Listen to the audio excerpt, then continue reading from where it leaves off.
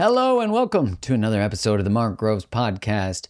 So last year, one of my top episodes of the whole year was with Harville Hendrix and Helen Hunt, which makes a lot of sense because they are like the godfather and godmother of relational education, and just they're such paradigm shifters in the way we see love and what's possible. And their book, they're best-selling authors of many books, but their one book had such a deeply profound impact on me, and that's Getting the Love You Want. Such a powerful book. It changed the way I saw relationships. I look back at my history and those choices made sense. And in the last episode with them, which you could check out, and we'll put the link in the show notes, was just so profound. It walks through all of that, and I mean, it's going to make you want more and more and more of them, which is why I got more of them right here. They're the creators of this process that's called Imago Dialogue. Imago Dialogue is this sort of structured way, at first, of having conversations where there's some agreements and mechanisms that are put into place that any couple who is prone to dysregulation and disruption and shutdown and criticism and defensiveness, any couple can learn this process and actually retrain each other's nervous systems. It's great to have someone guide you through the process first, because you kind of need a little bit of a referee, because I know how you can get and I can get too. So what this process does, though, is it teaches you how to dialogue, how to listen, and how to communicate, how to get clarity, etc.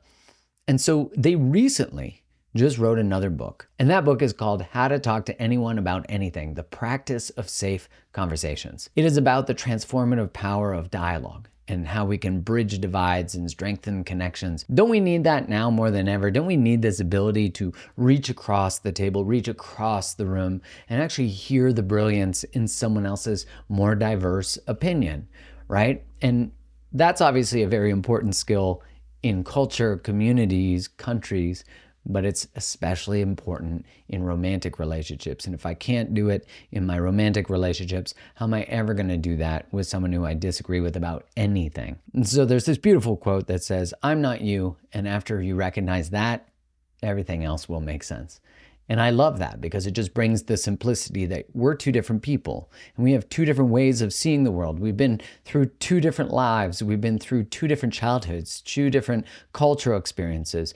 Everything about what has shaped us is different. I'm not seeking for sameness. Sameness is boring, let's be honest. You wouldn't want to be with sameness. But it's actually through this difference, through recognizing the complexity of someone else's lens of the world and how when it bumps up against yours, that creates conflict. But that conflict can actually create expansion of both people's perspective. And then we come to a unified perspective that's different than both of the first two we start with. And that perspective is wiser than where we began. Before we get started with today's episode, as you're watching this, make sure you hit that subscribe button, hit the notification button, and hit the like button so we can bump this video up. That is really supportive for me, for the channel, and gets more people relationship education. We want more of that, don't we? So let's dive in. Hello and welcome to another episode. I am joined today by the world-renowned teachers of relationship, of love, of safe conversations, how to have really powerful dialogue. It's Harville Hendrix and Helen LaKelly Hunt. Welcome. Thank you. We're happy to be back with you, Mark. It's so great to see you. Oh my gosh, you are both the owners of the title of now the most popular episode I've ever done, where we talked about your work on Imago and like that the person you call into your life is usually a reminder of the person who you maybe don't want to call into your life, the one you're most wounded by. And unconscious. You make a selection unconsciously toward, a past family member that was not your favorite. Yeah. Right. The crazy tricks of the universe, right? To heal and create new memories that are different from that horrible person. Yeah. Well, that episode really resonated with people. And in that episode, you guys touched on how to have really great conversations as couples, but you've recently released a book called How to Talk to Anyone About Anything, The Practice of Safe Conversations. And I just finished it, and I couldn't think of a book that is more necessary in these times.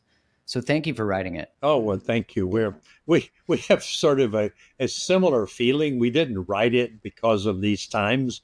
There was time to write the book, and it congealed. And then when it came out, it was like, wow, with all the polarization that's suddenly here, it seems like we inadvertently, it was almost like we were directed to get the book written in time. So how to talk with anybody about anything is kind of a pertinent a conversation right now. Yeah, and let me start. Harville doesn't know I'm going to say this, but he studies tipping point theory.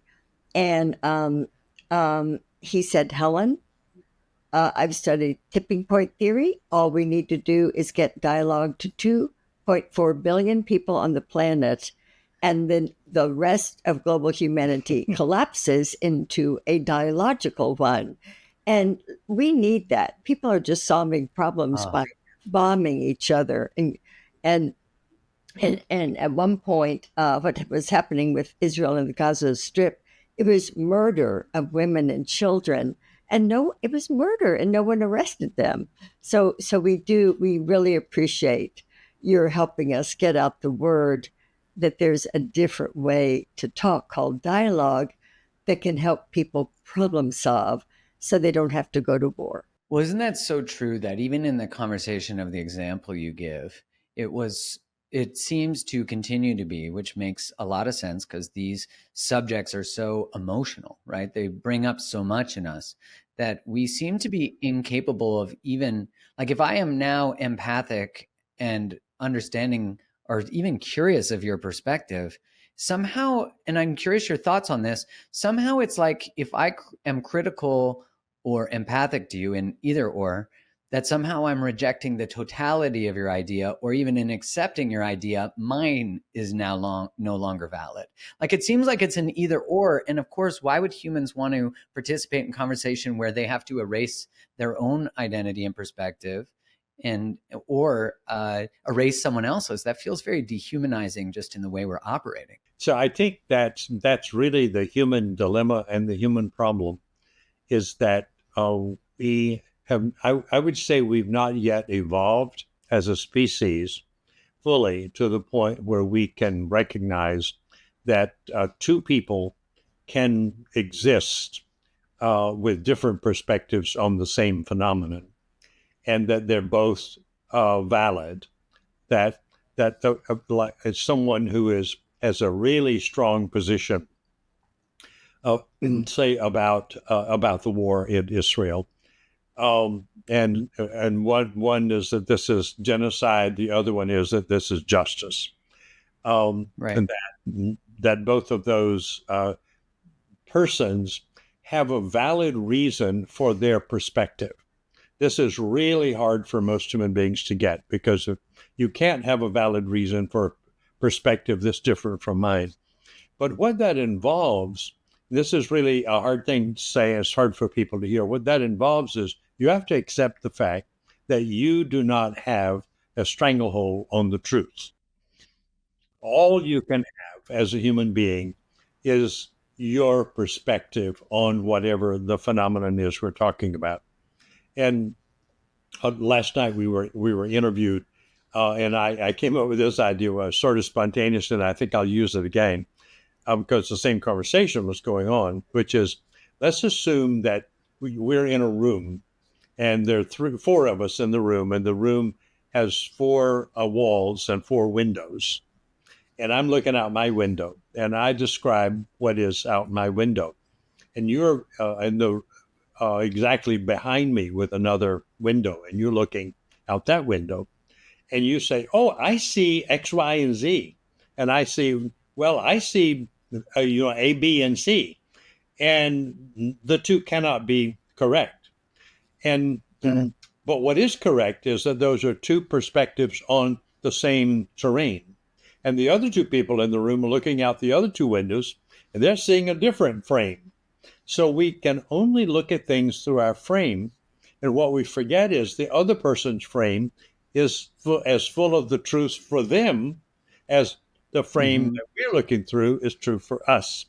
So the way forward with that, I think I'll still use the word that I just edited, but the enlightenment move forward with that is, tell me what you see out your window, and let me listen because as I listen, I'm going to enlarge my picture of what this territory is that we're in. And by the way, there are two other people in this room. So if I listen to three more perspectives, I get more. But all four of us still don't have all of reality, because there's another house down the road where the windows are facing in a different direction. They're looking out the window and they're seeing part of the terrain. So we're all seeing the terrain as it's available to us through the window through which we're looking, shaped by our personal experience and by the cultural value system in which we live. And that's just the reality, which makes it necessary that we collaborate, that we share what we're seeing and say, okay, well, now we've put together not just a quarter, but 3/4, but it's 4/4 of what's around us. There's still a whole universe that we haven't seen at all. So that sense of the limitation of perspective, it used to be called perspectivalism. And it's a very hard thing to move into, even in the field of philosophy. When it showed up, I think it was about 50 years ago, hey, you can't see everything, because philosophy had lived on the principle that the human reason can, in fact, perceive reality. And it was only in this century that it got really clear and accepted in the world of philosophy, which is about seeing reality, that you can't. You can only see your perspective.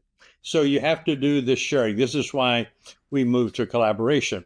Collaboration is the only way to stretch your mind so that you can be more informed about what the context is and what the problems are, because everybody's point of view makes sense from their perspective. I'm curious how you both came to this as like in the book, you walk through how to do this, which is tremendous. And I'm curious, like, how did you even come to this? Because even the process, as I was reading your book, there was a part where I was like, I don't really like that part, in that it said that in order to affirm the other person, you have to give up something, which is that you're the victim in the dialogue. And I'm like, damn, like conversations with my wife came forward to me in a lot of that, where I was like, oh, the power of affirmation is so beautiful, to affirm that their world exists and that it's separate from my world and it has the right to exist. And it really made me soften and kind of get a bit emotional thinking about my wife and like how important her world is to me. And so I'm curious, where did it begin for you both? Were you both master dialoguers your whole existence? We weren't born that way. No. We hadn't been taught to dialogue, believe me. But Mark, this is something that I share with all of our couples who come to our Getting the Love You Want workshops. Listen, everybody, human beings are part of nature. And guess what? Nature is dyadic: hot, cold, dark, light, sweet, sour, wet, dry. I mean, there's nothing in nature that is except difference. And your partner is different from you. Mm-hmm. And the goal of this workshop is for you to discover the beauty, the importance of another person's view of things. And I think how we got to it is, and I'll make this a short, but it's a long story, is that when we met in 1977 and started dating, that one of our biggest memories is that we went out on our first date to a play that I hated that Helen picked, and I went to a restaurant that Helen hated that I picked. And we had a huge argument because I thought the play was a classic. Well, no, the play, it was the first, there was a new playhouse, and this was the first play they were doing. And I thought, oh, I'll get tickets for this brand new play. I didn't know that was the first play. Oh, yeah, my goodness. It was the first place. And it was the movie the play Equus. And I didn't know what Equus was about. And we both went, and I thought, oh, he's going to love this. It's horses. It's nature. Well, they ended up putting poking the eyes out of the horses. Yeah, there was a little boy who was autistic and who went around sticking things in the eyes of horses. And so the psychiatrist was treating him about what that was about. So, I live with this sort of human trauma every day. We got up halfway through, and Harville said, I can't sit here. I said, I can't sit here either. So we left, and he was very, very, very frustrated that I ruined the evening with such a horrible play. And then the next date, he took me to a very, very, very elegant restaurant. Well, Mark, look, Mount Vernon, I'm from a wealthy family. I like Kentucky Fried Chicken, Dickey's Barbecue. So after the elegant restaurant, I said, Harville, yes, dinner was good. Next time, let's just do takeout and Kentucky Fried. Yeah. He was furious with me. Yeah. And so then we were arguing after both of our first dates. And so suddenly I said, Harville, hi. One of us talk, one of us listen. Yeah, and we may have told this story on the other interview that you did with us, so we don't want to. Is that no? You didn't. You did not. No, you didn't. Let me tell you a little bit more about it because it answers about how we got there. So we had a huge argument within the first month of our relationship. That what two big arguments.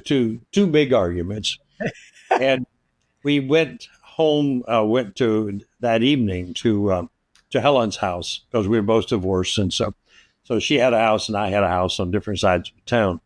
And we're still arguing in the living room. And Helen finally said, hey, stop. One of us talk and listen, and the other one talk and listen. So that yelling actually regulated me, and I didn't react. I moved up to my prefrontal cortex and calm down. And so we finished the evening by taking turns talking and listening about our difference, about what we liked about the restaurant and about the play. But I was practicing how to couples practice then here in Dallas. And my practice had been helping couples problem solve because they would come with their problems. We're not having good sex, or we don't know where to send our kid to college, or the budget, or, all the things that couples argue about. By the way, this was 40 years ago. Yes, right? 40 years or more ago. Mm-hmm. And so they would talk to me in the sessions. And the client would talk to me as the therapist. I would talk to Mary. Then I would talk to Bob and say, what do you think about what Bob said or what Mary said? Which was a very ineffective form of couples therapy. But it was the only one on the plate at that time. This was before we did Imago couples therapy. But I decided that I would go to my next session with the next couple, and instead of having them talk to me, have them turn and talk to each other. And then I was sitting there listening to the fact that as they talked, what got clear is their problem wasn't their problem. They were symptoms of how they talked to each other. And that fundamentally what was problematic for them was neither one could accept the other person's view of reality. It wasn't that way for Peter. It wasn't that way for Mary. And that they were Peter was trying to get Mary to see it his way. Mary was trying to get Peter to see it her way. And sitting there, I was aware both of them had a piece of the truth, but each of them thought they had the whole truth. So that slowly evolved over months of noticing that pattern with couples, and finally coming to the clarity in my own mind. And I was kind of embarrassed because I have also a philosophical background and a theological background, plus the psychology and therapy training. And I had not arrived at the point where I was, in fact, I even argued with perspectivalism, with this idea that, that there are multiple points of view. But couples began to train me that when I would say, well, Peter, can you listen to Mary's thing and get to the point, so that Peter could say, oh, well, I see how you think about it. But I want to keep the way I think about it, but I can see how you think about it, and you make sense given you're sort of like, given your premise, your conclusion makes sense. Given my premise, my conclusion makes sense. So we both make sense about the same reality, but it's different. What we see is different. So that was a kind of the oven within which this idea baked, until it finally became really clear that the problem that every couple had was objection to difference. You see it that way, I see it this way, and never the twain shall meet. But what had to happen for the couples to ultimately come together was curiosity and acceptance about the difference that they actually objected to. And then they would find that if they listened to their partner long enough, they would see their partner made perfect sense given their perspective. And that I made perfect sense given my perspective. So we both make sense. So we moved then from objection to difference to collaboration and mutual acceptance of the difference. And then the next phase came along, which was really interesting, is as the difference began to collaborate instead of polarize, began to collaborate, they began to create new ways to relate to each other that they could never arrive at by themselves. So that the polarization held in the tension of dialogue produced the next phase in their relationship. So then I realized I've got something here. And so that's when we embedded dialogue as the engine of Imago Relationship Therapy, and began to teach it, and it began to really spread and we got it pretty much developed and starting in the early 80s. So by the time Oprah called, after we got Getting a Love You Want written, and Oprah called, the dialogue process was what she filmed on her show every year, 17 times over a 20-year period. So that's what spread dialogue into the therapeutic couples world. Mm. And could I make a point, Mark? So yeah, of course. I don't know how long human beings have lived on the planet. Harville has studied that. So however long human beings have been on the planet, Socrates taught young people Socratic dialogue in 330 BC. But then the head of the Greek state didn't like it and said, Socrates, stop it. And you're disrupting the youth. And Socrates kept teaching young people to think it was a dialogue process where, but what about this? And what if this? What is this? Where they talk to each other about different things and without either being upset. And then he continued to do it.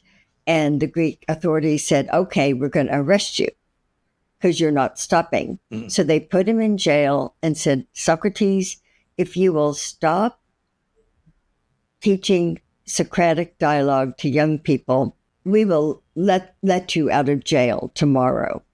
And if you don't agree to stop, tomorrow you will be killed, murdered. Well, Socrates that night drank poison and killed himself. So that was 330 BC. And then about 40 years ago, or maybe 50, the Jewish mystic Martin Buber wrote a book called The Space Between, and it says dialogue, it needs to be a safe way to talk. The word dialogue appeared in a book, but there were no sentence stems until Harville Hendrix put sentence stems that if people say them, the other person relaxes. Yeah. And if Harville says them, then I relax. Yeah. And we can now work together to problem solve. Yeah. So after we developed this and brought it into couples therapy, I was trained as a scholar. So scholars, when they come up with something, go and do research to see, has anybody else come up with this? Because I don't want to say I'm original and discover somebody already did it. So I went looking for the source of dialogue and found Socrates, and then found that Buber had written that, and the book was the High Val. But he, as Helen said, he didn't operationalize it. It was just a concept. So I noticed what came to us. Okay, so we have operationalized what Buber conceptualized in 1925. We started operationalizing it in 1980. And by 1990, it was an operating thing that had gone into this whole new discipline called Imago Couples Therapy. So it's a new way to talk, and that it did not exist in the human consciousness as a concept until 1925, and didn't exist as an operational process until the early 1980s. When we started when we brought it. When we started our in our lives. On our first couple days. By the way, I have both a master's in psychology, and I have a doctorate also. I love reading theology. Yeah. And you guys really nerd out on this stuff. Union Theological. I got a PhD. Yeah, we spent our time in the library. Yeah, I mean, I was reading that you guys went to a bookstore as one of your dates when you were about to get divorced, and that was really changing. Can you share that story? I think it's so great. Okay. You want to share that? Yeah, we tell our couples in our workshops 2 times we had divorce papers, and then we learned something, and now it's added to the system for everyone to learn. And one of the times was converting a frustration into a request, because we said you should live a relationship with 0 negativity. But we decided to convert, how do you convert a frustration?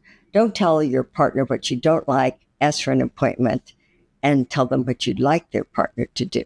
But anyway, the second time we had divorce papers, Harville said, Helen, you had 2 kids, I had 2 kids, and we had 2 more. So even though we're divorced, maybe we should. We didn't divorce. We were in the divorcing process. I know. And you said, and so maybe when we divorce, we should just go to lunch, maybe once a month, just to let each other know how the kids are doing. And so he said, I said, oh, okay. And he said, well, why don't we start tomorrow? Let's meet for lunch. So we went to lunch. And we had a nice talk. I was feeling seen, that Harville understood why I had divorce papers, and he was feeling seen about me. And so we were like empathy for each other. And as we were leaving, I said, Harville, look, this lunch has been so good. Why don't we go to a bookstore, and instead of theology, psychology, all of the books, and we always look at the same sections, let's go someplace completely different. And maybe there would be a relaxing book to read that we could both enjoy. And then we could go home. So we went to the astrology section, astrological signs, the wonder of the stars. And there was a book called Astrology for Relationships. Oh, Harville, this is perfect. Well, and before we buy it, I mean, I don't know, we might not, but now let's sit down on the floor now. Mm-hmm. And we need to say, I gave this no credibility, this astrology stuff. Okay. So it was like an idea. Okay. But what it did was serious. But what neither of us had read a book on it, but talk about accurate. It talked about, if you are this astrological sign and you have a relationship with someone, this is their astrological sign.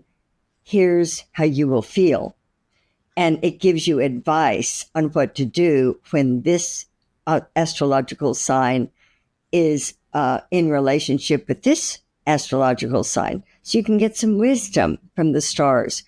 And we sat down, and I said, okay, Harville, I'm an Aquarian.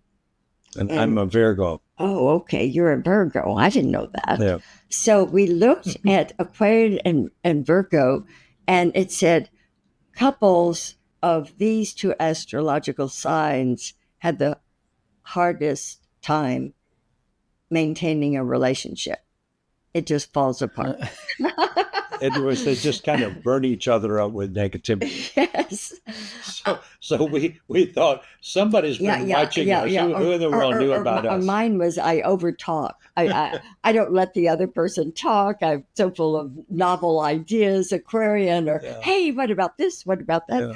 And yours was Mine something was critical. else. Okay. Yeah, Virgos are very critical. And so irrational, analytical. And when we read the book, we decided, okay, let's have a recommitment ceremony.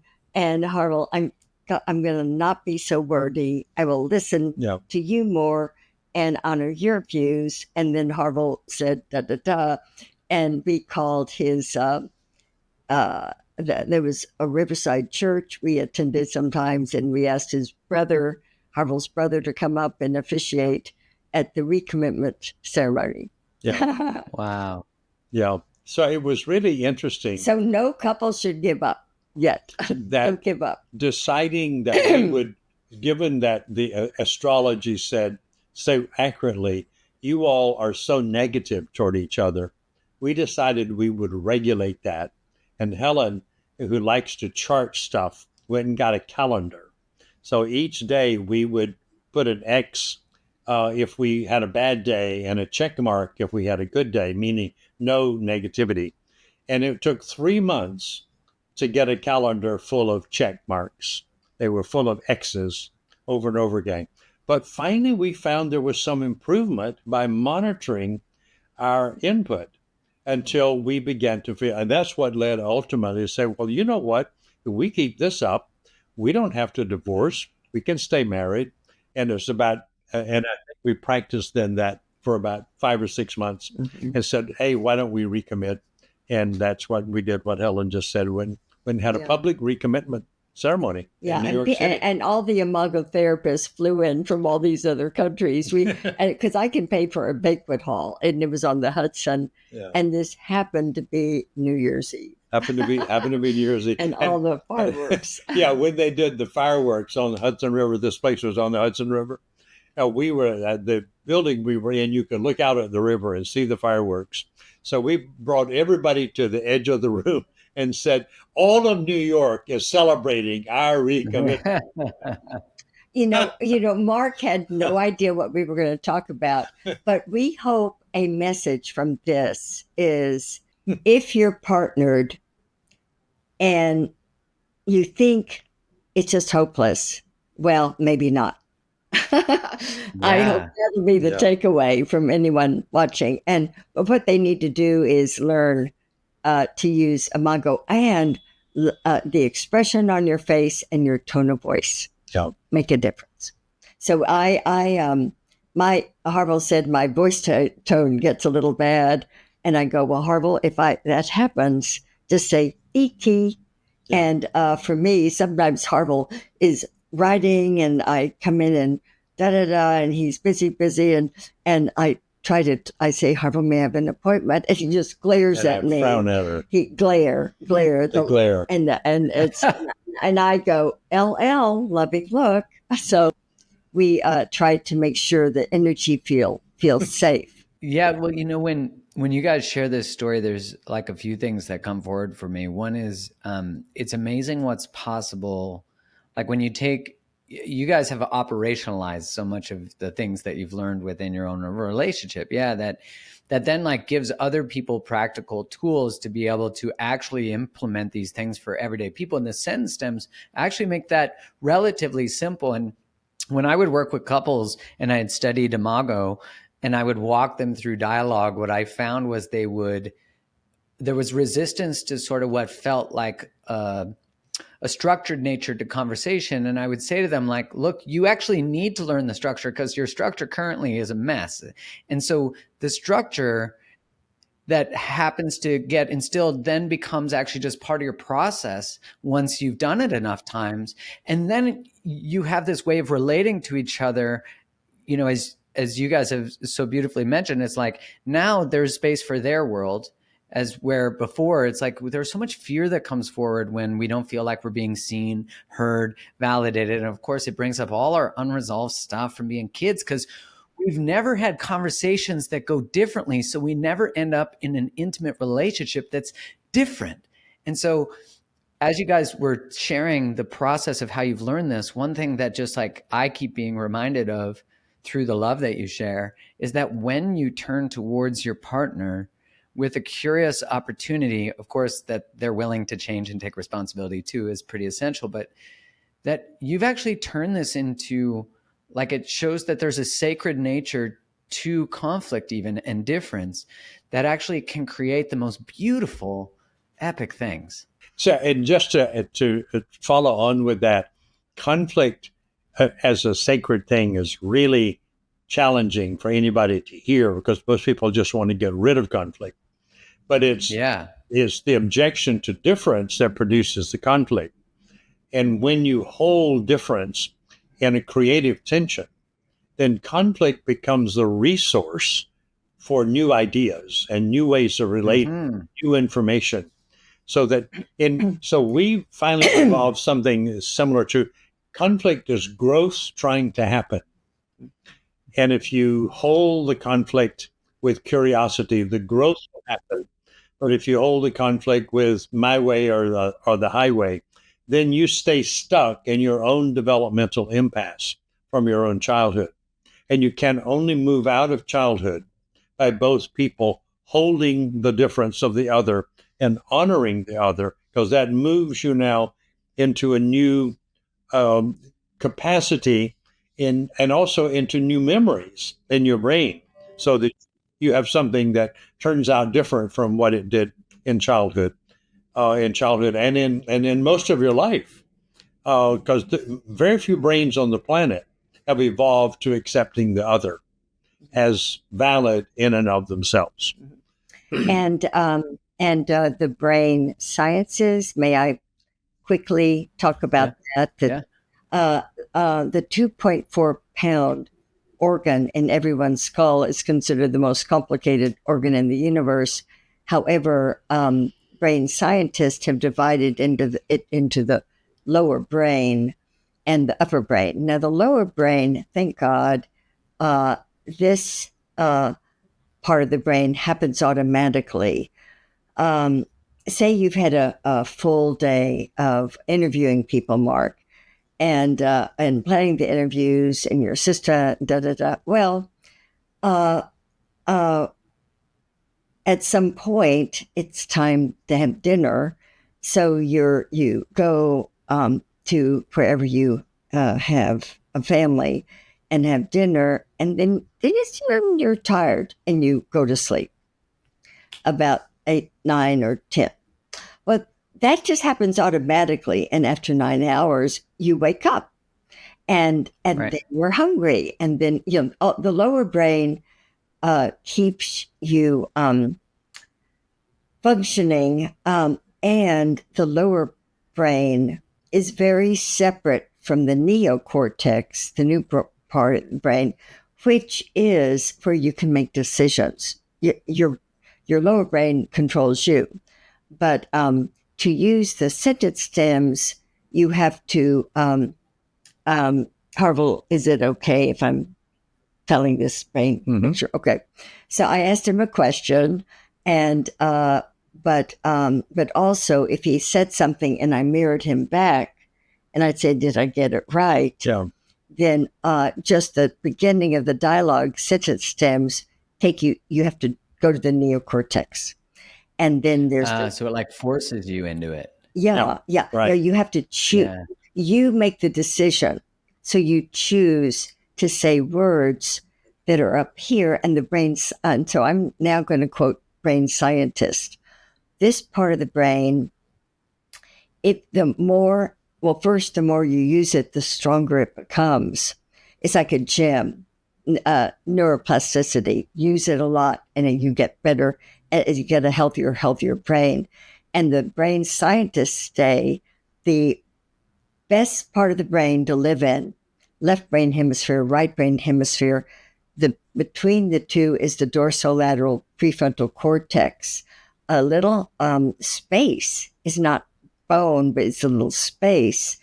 Well, the lower brain releases cortisol and adrenaline, toxic neurochemicals that when they're released, you go to bed, and if you're frustrated with someone, it's hard to sleep and you get sick more. Mayo Clinic researched our work.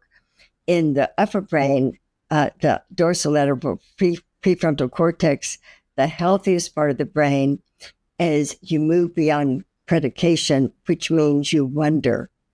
And whenever I say more about that, or, oh, wow, how did you come up with such a good idea? Or anything that what can I do for you today?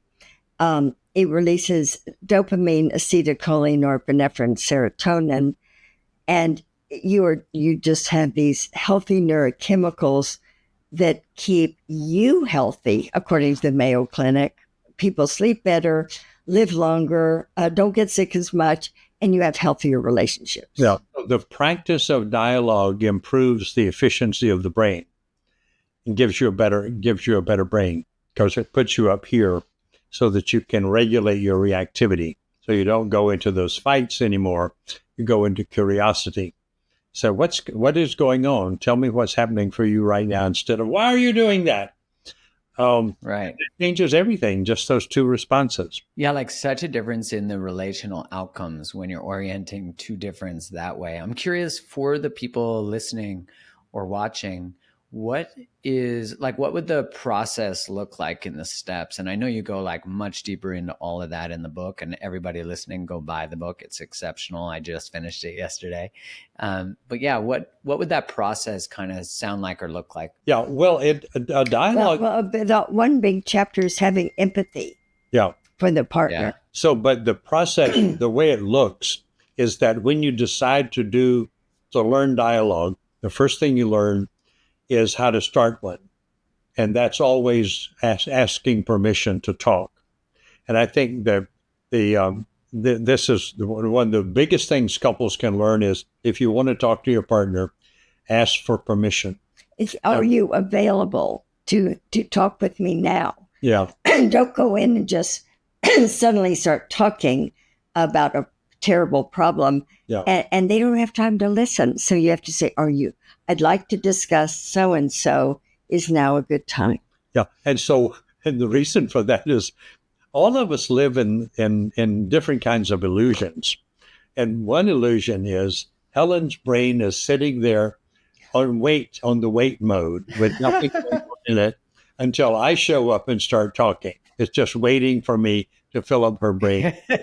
That's a huge delusion, because her brain is writing a movie, which is her experiencing of her life and her thoughts and her feelings. So if I walk up and start, Helen, I want to talk, and have you seen so-and-so, and where is mine? What is all that?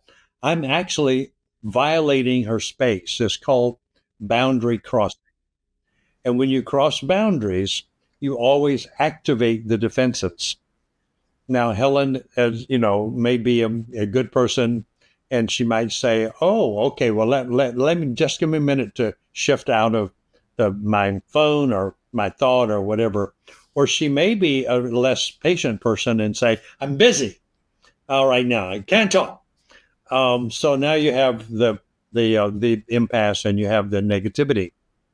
But if I say to Helen, "Hey, Helen," and I do this. I try to do this 100% of the time.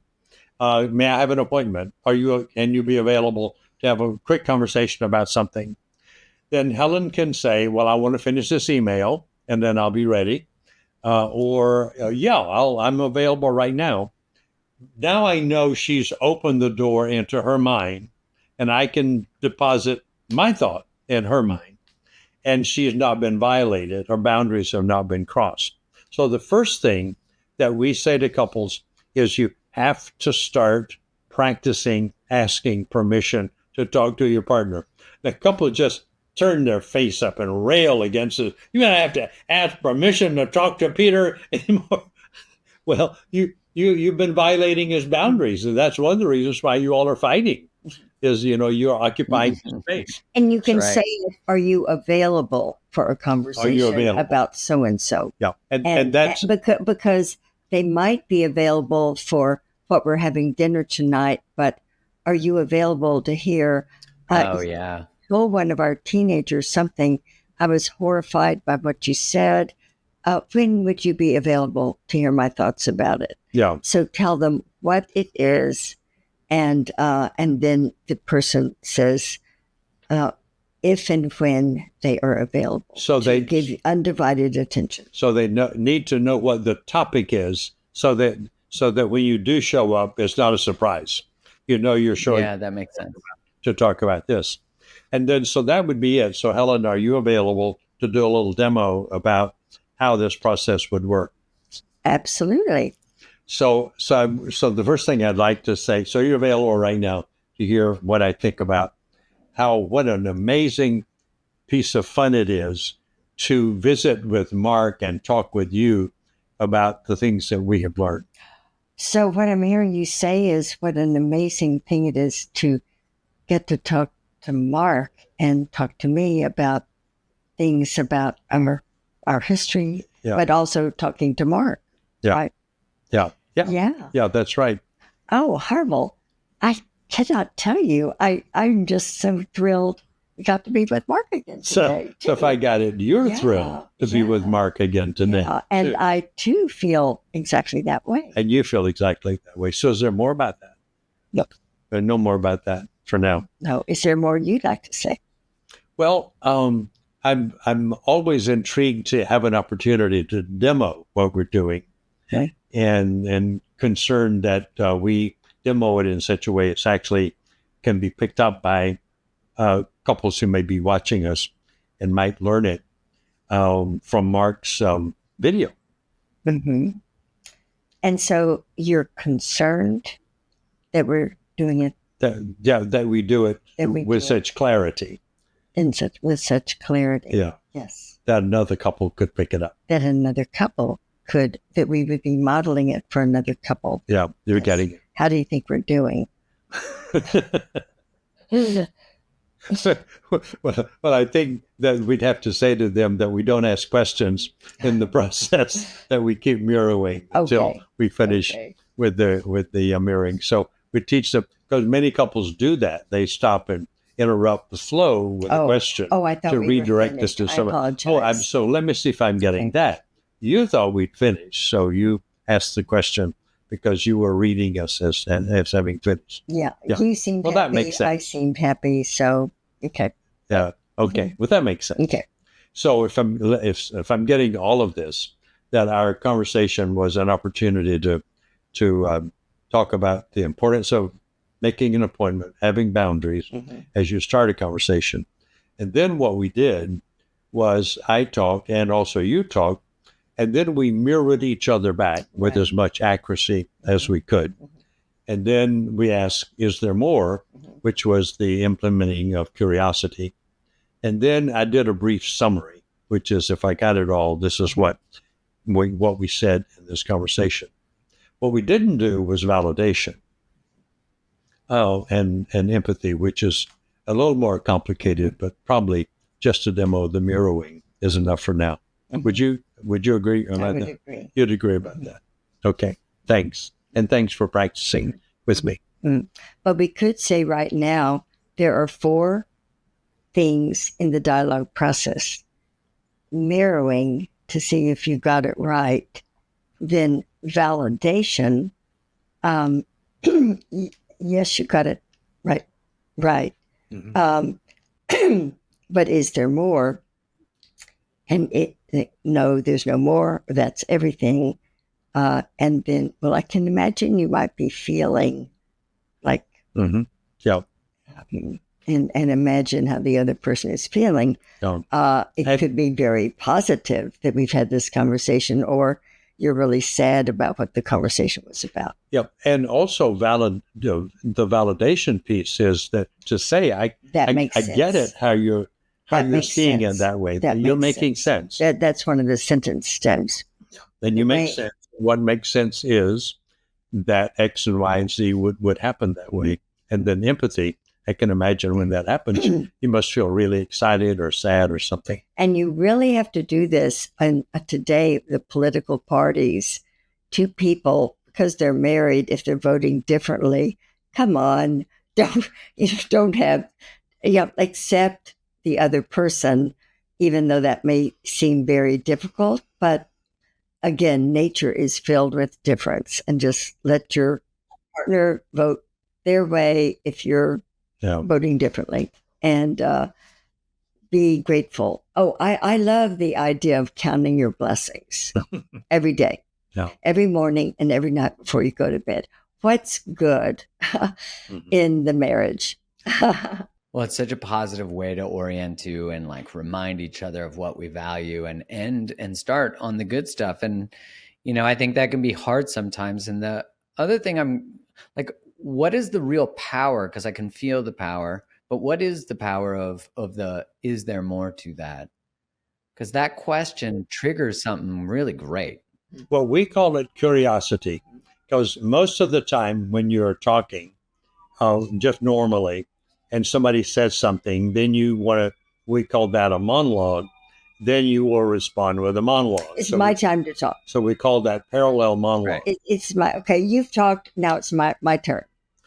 But when Helen talks and I mirror her back and then say, is there more about that? You care? And so that's curiosity. And curiosity is really have time sexy. To hear me? Have time to hear. So the is there more is when the other person really relaxes. Yeah. Because what we know happens in the brain is that if I'm just listening and mirroring and then say, okay, let me tell you what I think, that her brain will be on the defensive. But if I mirror her back and instead surprise her brain by saying, hey, brain, do you have any more you would like to say? Then the brain knows that I'm not waiting to blame her, shame her, or counter her. And he's mirrored me, but then he's finished, so he has a different view. He wants to talk. And when he says, is there more about that? Suddenly I think, he really has time to listen? Yes, got time to listen. Curiosity then moves me into interest, and Helen experienced, as she's saying, interest. Mm-hmm. Now she feels safer with me. That's the power. Even if I didn't have more to say, that he asked. Yeah. It's him jumping in with his thoughts. So making her safe is the fundamental achievement. By asking, is there more? I show interest. Interest means I'm not going to somehow negate her, but I'm going to affirm her by wanting to know more about her. Now, her defenses relax, and now she can relate from her prefrontal cortex instead of from her lower brain, because I'm relating to her from my prefrontal cortex. So we're regulating our interaction to maintain safety. And now with safety, what we experience with the safety and those neurochemicals, we experience connecting. Otherwise, it's just transactional. But now we're moving beyond transactions to actually connecting. And that's what we both really want, because that's the nature of nature. Because nature is interconnectivity. And when we move out of anxiety into safety, we then experience connecting. And now we're experiencing our true nature. And we call that the sensation of joyful aliveness. And that's who we are, creatures of joy. Well, when you enter into that question and you ask, is there more to that? And you're saying, like, naturally, especially for couples who've been together a long time or have unresolved stuff from, not witnessing healthy conflict resolution when they're young, you've now like disrupted their need to get into defensiveness, stonewalling, like these immediate reactions.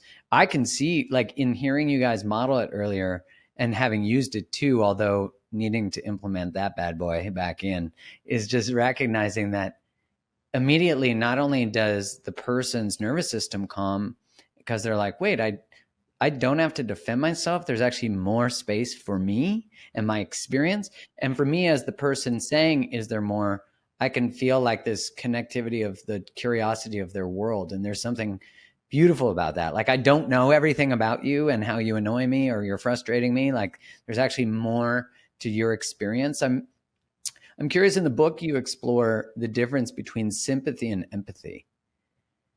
And can you guys walk through that a bit? Because I found that really powerful and really important. Yeah. Well, it's a powerful and necessary distinction. Subtle. Because sympathy is, okay, I'm feeling sad, and I know how you're feeling because I lost my dog too, and it's really sad to lose a dog. So I know how you're feeling. That's sympathy. I can feel sympathy in your feelings because I've had those feelings. Empathy is, and I'm experiencing and imagining your great sadness about the loss of your dog. Now, I've never had a dog and I've never lost a dog. So I don't know what it's like to lose a dog, but I can open up the space of my mind to include your mind and see how it must be for you without having to identify with you. So that keeps us differentiated. And because it's an empathic response, it keeps us connecting.